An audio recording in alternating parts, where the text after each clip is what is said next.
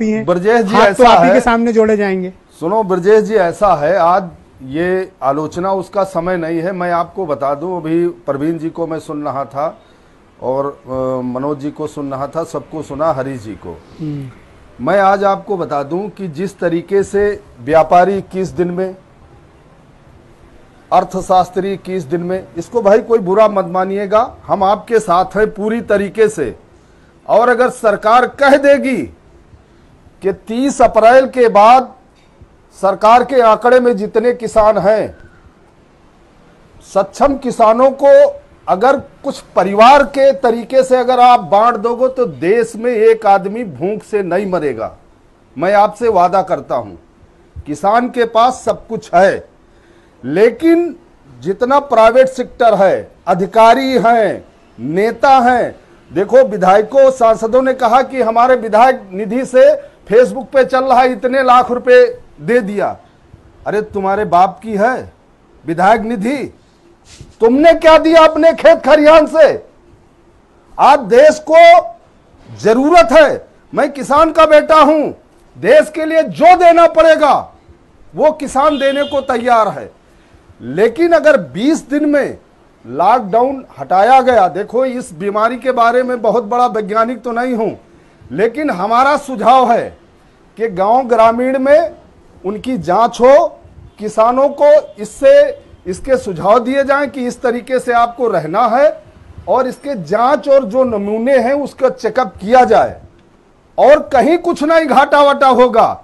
अरे हम 70 सालों से घाटा बर्दाश्त कर रहे हैं, 70 साल से 20 दिन में पूरा देश हाथ फैला रहे हो आप लोग।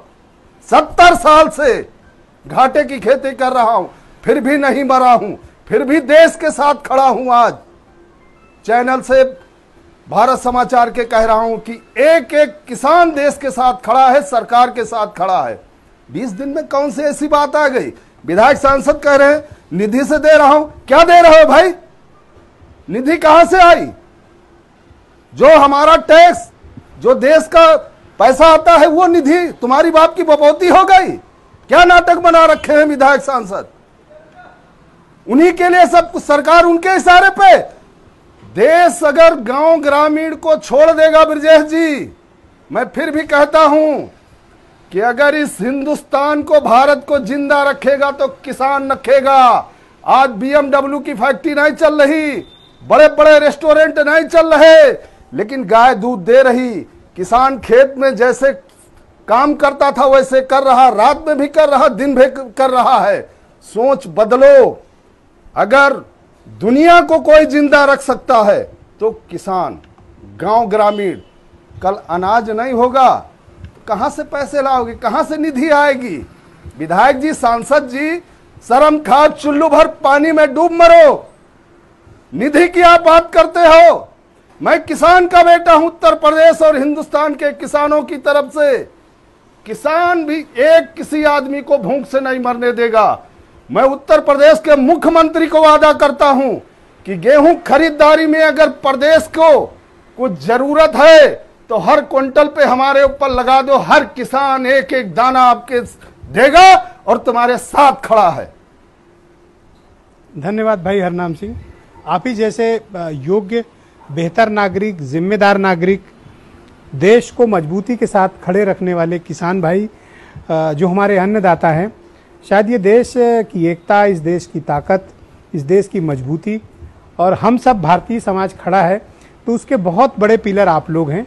मैं आपको बहुत साधुवाद देता हूं, बहुत नमन करता हूं और आपका अभिनंदन करता हूं कि आप जैसी महान सोच के किसान हमारे देश के साथ इतने व्यापक और मजबूत तरीके से खड़े हैं।